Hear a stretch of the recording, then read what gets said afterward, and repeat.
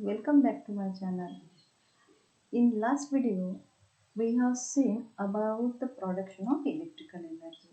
और आज हम पढ़ने वाले हैं थर्मल पावर प्लांट के बारे में, that is thermal energy based on electric power station. अब ये थर्मल मतलब क्या था? Means heat. In thermal energy turbine is rotate with the help of steam. अब देखो ये जो टरबाइन दिख रहा है ना तुम लोगों को, ये कैसे रोटेट हो रहा है? तो कौन सी एनर्जी इसका बन रहा है? जो स्टीम में से एनर्जी आ रही है, जैसे काइनेटिक एनर्जी आएगी स्टीम में से, तो वो एनर्जी जो है वो टरबाइन पे जाएगी और टरबाइन क्या होगा? रोटेट होगा। अभी वाटर इज हीटेड। अब हीट कहाँ से, स्टीम कहाँ से आएगी? तो water is heated in a boiler. देखो टरबाइन को लगे के जो दिख रहे हैं डायग्राम में, ये है बॉयलर। बॉयलर में क्या होगा? वाटर बॉईल होगा। यूज अब बॉईल कैसे होगा water? Using the thermal energy. देखो यहाँ दिख रहा है तुम लोगों को, फ्यूल और air and heat release due to the burning of coal. अब जब स्टीम कैसे फॉर्म होंगी? बाय बर्निंग ऑफ कोल से, and steam of high temperature and pressure is generated. अभी बॉईल वाटर बॉईल होने के बाद स्टीम फॉर्म होंगी जिसका टेम्परेचर हाई रहेगा और उसके पास प्रेशर भी ज़्यादा रहेगा। Then energy in the steam drive the turbine. अभी जो स्टीम टरबाइन पे जाएगी उसी वजह से क्या होगा? टरबाइन रोटेट होगा and generator connected to the turbine. देखो तुम लोगों को यहाँ दिख रहा है जो टरबाइन जो है वो टरबाइन जनरेटर को क्या है? देखो ये है टरबाइन और ये है जनरेटर, और ये दोनों भी जनरेटर और टरबाइन से एक दूसरे को कनेक्ट किए गए हैं। Then and electrical energy is produce. अब देखो, और उसी के कारण टरबाइन रोटेट होगा, और टरबाइन रोटेट होने के बाद टरबाइन तो जनरेटर से अटैच है और उसके बाद क्या होगी? इलेक्ट्रिकल एनर्जी जनरेट होगी। देन अभी ये इलेक्ट्रिकल एनर्जी कैसे जनरेट होगी तो थोड़ा सा डिटेल में हम पढ़ेंगे। Steam is converted back into water. अभी देखो जो स्टीम फॉर्म हो गई थी जो टरबाइन पे उसने, तो steam is converted back into water. देखो ये स्टीम जो है ये कंडेंसर में जाके कंडेंस होगी और उसके पास से हमें क्या मिलेगा? Water. That is after condensation this steam converted into water and water is recirculated to the boiler. अभी देखो यहाँ जो वाटर जो तैयार ये फॉर्म हुआ है ये क्या होगा? और बॉयलर में जाएगा और बॉयलर में जाके और वो हम यूज कर सकते हैं एज ए स्टीम बनाने के लिए। अब उसके ऊपर से फ्लो चार्ट पूछा जाता है। अब हमने जो कंसेप्ट पढ़ा ना, तो फ्लो चार्ट कैसे? देखो हमने फ्यूल मतलब सोर्स कौन सा यूज किया? हमने कोल, यहाँ सोर्स यूज किया है। देन कोल के बाद फ्यूल हमने एज अ कोल यूज किया है। अभी बॉयलर का यूज क्या है? For conversation of water into steam. Boiler का काम क्या है? वाटर को स्टीम में कन्वर्ट करना। देन स्टीम फॉर्म होगी तो स्टीम जाएगी टरबाइन के ऊपर, मतलब देखो उसके बाद रहेगा स्टीम टरबाइन, देन जनरेटर, और जनरेटर के बाद रहे electrical energy. Okay, this one is the flow chart. अभी देखो जो स्टीम टरबाइन के ऊपर जाती है उसका, और मतलब स्टीम से क्या बनता है? By the condensation water form होता है, दैट इज सिस्टम। यहाँ सिस्टम होती है, वही वाटर जो है यूज किया जाता है, that is system for the converting steam back to water. मतलब उस स्टीम से क्या बनता है? वाटर बनता है। अब ये फ्लो चार्ट का है generation of electrical energy by thermal energy. अब ये जो फ्लो चार्ट है ये तुम लोगों को एग्जाम में पूछा जाता है। अब ये जो तुम लोगों को बॉक्स दिख रहे हैं ना, कभी कभी ये बॉक्स नहीं एम्प्टी होते हैं, मतलब ये बॉक्स एम्प्टी हो सकता है, मतलब दूसरा भी बॉक्स एम्प्टी हो सकता है और तुम लोगों को ये फिल करना पड़ता है। मतलब ये जो दिख रहा है ना, ये बॉक्स में स्टीम टरबाइन नहीं होगा, या इधर इलेक्ट्रिकल एनर्जी नहीं होगी, या जनरेटर में जनरेटर नहीं दिया जाएगा। तो तुम लोगों को क्या करना पड़ेगा? ये फिल करना पड़ेगा। मतलब 2 या 3 मार्क्स के लिए ऐसे ये फ्लो चार्ट दिए जाते हैं और तुम लोगों को 2 या 3 मार्क्स इसमें मिल सकते हैं। इजी है। Okay, then since this thermal energy, अब ये थर्मल एनर्जी जो है is converted, that is use to generate the electrical energy. देखो हमने थर्मल एनर्जी से इलेक्ट्रिकल एनर्जी फॉर्म की है एंड सच पावर प्लांट, इसीलिए इस पावर प्लांट को क्या कहा जाता है? Thermal power plant. अब इस सिंपल डेफिनेशन हम क्या करेंगे थर्मल पावर प्लांट की? That is thermal energy converted into electrical energy. Means in power plant in which thermal energy is used to convert into the electrical energy, this is called as thermal power plant and therm means heat, एक ध्यान में रखना। Okay, in thermal power plant, ये जो thermal power plant होता है इसमें the chemical energy in the coal, जो कोल में कौन सी एनर्जी होती है, केमिकल फॉर्म में एनर्जी होती है। This chemical energy converted into electrical energy. देखो हमने पहले भी पढ़ा था लास्ट वीडियो में कि energy neither be created not be destroyed but it transfer from one form to another form. Okay, वैसे ही देखो थर्मल पावर प्लांट में भी क्या हुआ, chemical energy converted into electrical energy, इसमें भी एनर्जी का क्या हुआ है, ट्रांसफॉर्मेशन हुआ है। Energy transformation in thermal power plant, अभी इसका और एक फ्लो चार्ट है। देखो कोल में कौन से टाइप की एनर्जी है, chemical energy. This chemical energy in coal then this converted into thermal energy. उसके बाद kinetic energy in the steam, मतलब देखो स्टीम में कौन सी एनर्जी है, काइनेटिक एनर्जी। और काइनेटिक एनर्जी मतलब क्या, मैंने हर वीडियो में तुम लोगों को बोला है कि काइनेटिक एनर्जी मतलब energy obtain due to its motion, this is called as kinetic energy. Okay, अभी ये काइनेटिक एनर्जी टरबाइन के ऊपर जाएगी और टरबाइन के बाद इलेक्ट्रिकल एनर्जी जनरेट होगी। अभी ये जो फ्लो चार्ट है, ये क्या का फ्लो चार्ट है, एनर्जी ट्रांसफॉर्मेशन का फ्लो चार्ट है। ओके, दो हर पावर प्लांट में दो फ्लो चार्ट तुम लोगों को दिए गए हैं, उसमें से कौन सा भी एक फ्लो चार्ट तुम लोगों को आ सकता है एग्जाम में। देन लेट्स थिंक में दो क्वेश्चन तुम लोगों को पूछे गए हैं। पहला क्वेश्चन कौन सा है, why the energy in coal is called as the chemical energy. मतलब हमने अभी क्या पढ़ा कि जो कोल में केमिकल एनर्जी होती है वो केमिकल एनर्जी इलेक्ट्रिकल एनर्जी में कन्वर्ट होती है। अभी कोल में जो एनर्जी होती है उसको केमिकल एनर्जी क्यों बोला गया है, अभी देखो कोल कहाँ से मिलता है, what is coal, coal is nothing but a fossil fuel, हमें मालूम है। अभी कोल कहाँ से फॉर्म होता है, दिस इज प्लांट। अभी कोल हमें प्लांट और एनिमल्स जो जो बॉडी होती है, रिमेन बॉडी, उससे हमें कोल मिलता है। अभी ये जो प्लांट होते हैं, प्लांट आर ऑटोट्रॉफ्स। ओके, और वो क्या करते हैं, उनको ऑटोट्रॉफ्स क्यों बोला गया, because they synthesize their own food material by the process of photosynthesis. Okay, अब जब वो फोटोसिंथेसिस करते हैं मतलब वो क्या करते हैं, फूड बनाते हैं। देखो plant use the solar energy, that means plant convert the solar energy into chemical energy।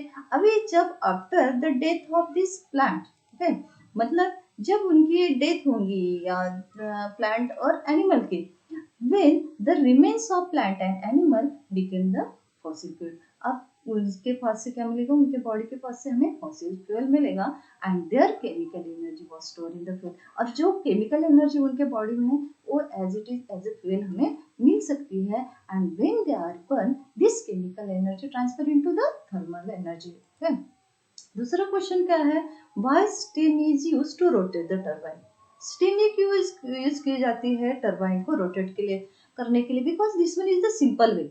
अभी कैसे इसका आंसर क्या रहेगा, तो हमेशा ख्याल में रखना कि आंसर हमेशा पॉइंट से लिखना। पहला पॉइंट क्या रहेगा, boiling water in boiler makes lot of pressure. जब वाटर बॉईल होगा तो बहुत सारा प्रेशर उसमें क्रिएट होगा और वही प्रेशराइज गैस अगर टरबाइन के ऊपर ब्लो किया गया तो टरबाइन क्या होगा, रोटेट होगा और इलेक्ट्रिसिटी क्या होगी, जनरेट होगी। और इसीलिए this is the simple way to run the heat into power. Okay, हमेशा मैंने अभी भी बताया तुम लोगों को कि हमेशा आंसर जो है वो पॉइंट से लिखना, क्योंकि पॉइंट से पॉइंट को मार्क बराबर दिए जाते हैं। कभी कभी हाफ मार्क्स होते हैं हर एक पॉइंट को, या कभी कभी 1 मार्क्स भी दिए जाते हैं।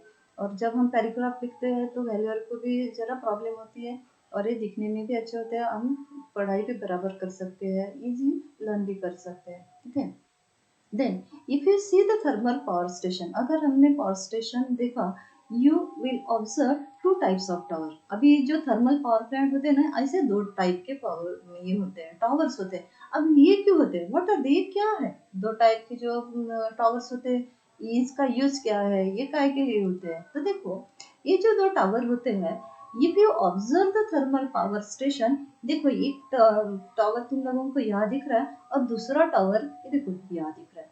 अभी पहला टावर, इसका यूज क्या है, इसका नाम क्या है, तो इसको कूलिंग टावर बोला जाता है, इसको कूलिंग टावर बोला जाता है।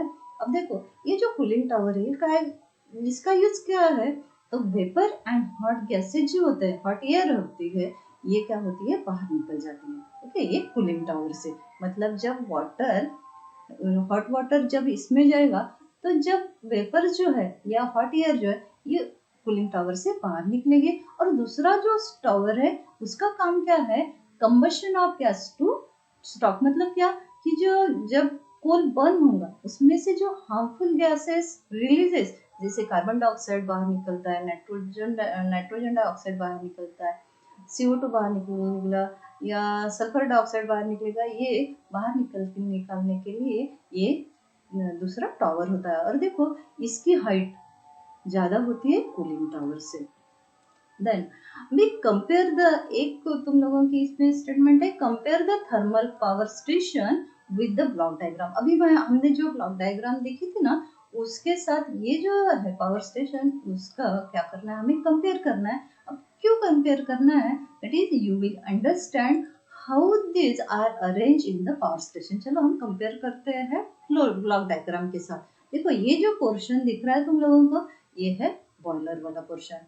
ये काय का पोर्शन है, ये तो टरबाइन वाला, ये टरबाइन है। ओके, अभी हमने पढ़ा है टरबाइन को क्या अटैच होता है, जनरेटर। और ये जो है इसका ये है, ये जो पार्ट है वो है कंडेंसर वाला पार्ट। ओके, अभी ये हमने किया कंपैरिजन का थर्मल पावर स्टेशन का और ब्लॉक डायग्राम के बाद। देखो ब्लॉक डायग्राम का देखो, बॉयलर के बाद टरबाइन, देन जनरेटर, कंडेंसर, बाद में इलेक्ट्रिकल एनर्जी। अब ये देखो क्या होता है, after the combustion of this fuel, fuel मतलब हमने यहाँ कौन सा फ्यूल यूज किया है, दैट इज कोल। कोल का हमने एज अ फ्यूल यहाँ यूज किया है। अब जब देखो ये कोल क्या होगा इन अ बॉयलर, जब ये कंबशन होगा, कंबशन मतलब जलना। Okay, after combustion of this coal in the boiler, जब ये बॉयलर में जलेगा, gas are release into the atmosphere. Different gas are release from the after the combustion of the coal.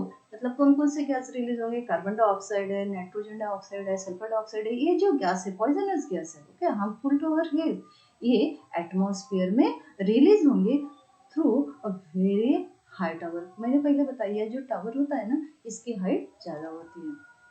Then once the turbine is rotate, जब ये turbine क्या होगा, rotate होगा, तो यूजिंग द स्टीम। अब देखो टरबाइन रोटेट करने के लिए हमने स्टीम का यूज किया।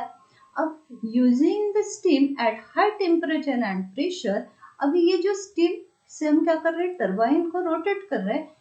उसके बाद अगर उसका हमने टेम्परेचर ले लिया, निकल गया, टेम्परेचर लेने के बाद उसका टेम्परेचर क्या होगा, कम हो जाएगा। That is steam temperature and pressure decreases, मतलब उसका टेम्परेचर और प्रेशर क्या होगा, डिक्रीज हो जाएगा। और उसके कारण क्या होगा, this steam is converted back into water, मतलब जो स्टीम थी उसका टेम्परेचर और प्रेशर कम होने के कारण this steam is converted back into water by taking out heat from it, मतलब उसके अंदर के हीट चले जाएंगे। और देखो यहाँ हम लोगों को ड्रॉप से, यहाँ तुम लोगों को वाटर दिख रहा है, मतलब कंडेंसेशन ये प्रोसेस में हो जाता है।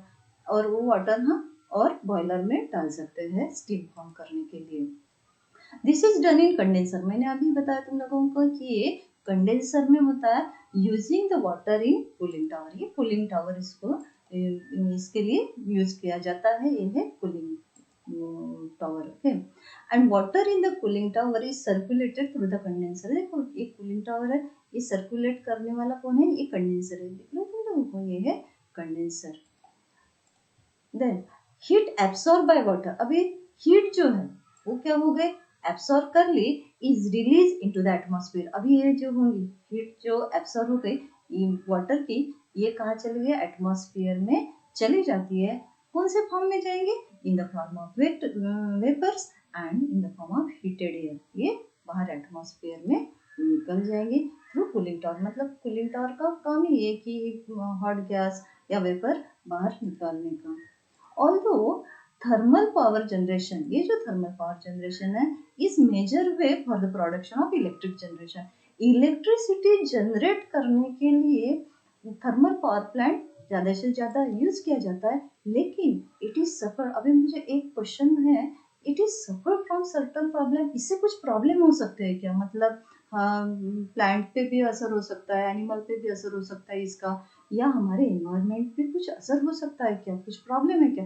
Yes, there are different problem related to this thermal power plant. तो कौन सा था पहला जो प्रॉब्लम है, देखो तुम लोगों को एग्जाम में पूछा भी जा सकता है कि कौन सा प्रॉब्लम थर्मल पावर प्लांट से हो सकता है। तो पहला प्रॉब्लम जो है, तो यहाँ देखो हमने सोर्स क्या यूज किया, दैट इज कोल। फ्यूल कौन सा यूज किया, कोल का है ना। Air pollution after the combustion of coal, different gases are released into the atmosphere, that means air pollution का यहाँ प्रॉब्लम हो सकता है। Air pollution due to the burning of coal. अब कौन से गैस बाहर निकलते हैं इसमें से, जैसे कार्बन डाइऑक्साइड है, नाइट्रोजन ऑक्साइड है या सल्फर डाइऑक्साइड है। These gases are released into the atmosphere and which are harmful to our health. And this one is the first problem of thermal power plant. Okay. अब second problem क्या है, along with the emission of gas, सिर्फ गैस ही बाहर निकलता नहीं है, that is carbon dioxide, nitrogen oxide और सल्फर डाइऑक्साइड ही गैस बाहर नहीं निकलता due to the burning of coal. तो soot particle also release into the atmosphere. soot particle मतलब क्या, तो जो कार्बन होता है उसके पार्टिकल भी एटमॉस्फेयर में बाहर निकलते हैं, मतलब गैस के साथ सूट पार्टिकल, डस्ट पार्टिकल, ये भी एटमॉस्फेयर में रिलीज होंगे और it causes serious health problem. और इसका असर हमारे रेस्पिरेटरी सिस्टम पे असर हो सकता है। जब हम इनहाल करेंगे तो ये एयर के साथ ये सूट पार्टिकल, कार्बन के पार्टिकल हमारे बॉडी में जा सकते हैं, which affect our respiratory system. तीसरा प्रॉब्लम क्या है, the reserves of the fuel use in this method. हमने कौन सा फ्यूल यूज किया, दैट इज कोल। अगर हम कोल यूज करते गए तो एक टाइम ऐसे आएगा फ्यूचर के लिए, therefore in future there will be the limitations on the availability of the coal. मतलब नेक्स्ट जनरेशन के लिए फ्यूचर में हमें कोल मिलना बंद हो जाएगा, मतलब कोल ही नहीं बचेगा हम ज्यादा से ज्यादा अगर कोल यूज करते गए तो। Okay, then do you know में क्या है, तो हमारे इंडिया में मतलब some major thermal power plant in India and their capacity. हमारे इंडिया में थर्मल पावर प्लांट कहाँ का है और उनकी कैपेसिटी क्या है, मतलब कितनी एनर्जी वो जनरेट करते हैं। तो पहला जो पावर प्लांट है वो है विद्यानगर, जो मध्य प्रदेश में है, जिसकी कैपेसिटी कितनी है, 4760 मेगावाट है। दूसरा जो है वो है मुंद्रा, गुजरात में है, जिसकी कैपेसिटी कितनी है, 4620 मेगावाट। देन और तमनार जो है वो है छत्तीसगढ़ में, उसकी कैपेसिटी कितनी है, 3400 मेगावाट। और हमारे महाराष्ट्र में भी है, तुम लोगों को मालूम है, चंद्रपुर में है, उसकी कैपेसिटी कितनी है, 3440 मेगावाट। ओके, अभी देखो मैंने आज जो तुम लोगों को टॉपिक पढ़ाया उसमें अलग अलग टाइप के क्वेश्चन कैसे पूछे जा सकते हैं। तो देखो अभी हमने फ्लो चार्ट के बारे में, दो फ्लो चार्ट तुम लोगों को मैंने बताए थे। तो ये जो मैंने एक जो निकाला है क्वेश्चन, वो कौन सा है, draw the flow chart showing generation of electricity. मतलब इलेक्ट्रिसिटी जनरेशन का हमें क्या करना है, फ्लो चार्ट निकालना है इन थर्मल पावर प्लांट का। तो कैसे निकालेंगे, चलो और एक बार रिवाइज कर लेते हैं। जैसे पहले हम कौन सा फ्यूल हमने यूज किया था, कोल। ओके, कोल के बाद बॉयलर का काम क्या है, वाटर कन्वर्ट इनटू स्टीम। उसके बाद आएगा turbine, that is steam turbine. उसके बाद आएगा जनरेटर, उसके बाद आएगा इलेक्ट्रिकल एनर्जी। ओके, अभी स्टीम टरबाइन को एक सिस्टम अटैच होती है, वो उसका काम क्या है, conversion of steam back to water. Okay, अब ये फ्लो चार्ट का है, that is generation of electricity का। ये तुम लोगों को ड्रॉ करना पड़ेगा, या 2 या 3 मार्क के लिए आ सकता है क्वेश्चन। और कौन सा क्वेश्चन पूछा जा सकता है थर्मल पावर प्लांट पे, तो देखो ये क्वेश्चन तुम लोगों की एक्सरसाइज में क्या है question, which fuel is use in thermal power plant. Thermal power plant में कौन सा फ्यूल यूज किया जा सकता है, कौन सा किया, दैट इज कोल। इसका आंसर सिंपल रहेगा, कोल। और दूसरा क्वेश्चन उसमें दिया है, what are the problem associated with this type of power generation. अब देखो मैंने अभी तुम लोगों को 3 प्रॉब्लम बताए, उस प्रॉब्लम को तुम लोगों को यहाँ लिखना पड़ेगा। ऐसे 2 या 3 मार्क्स के लिए ये क्वेश्चन तुम लोगों को पूछा जा सकता है। अभी tomorrow we will learn about power plant based on nuclear energy. मतलब न्यूक्लियर एनर्जी के बारे में हम नेक्स्ट वीडियो में पढ़ेंगे।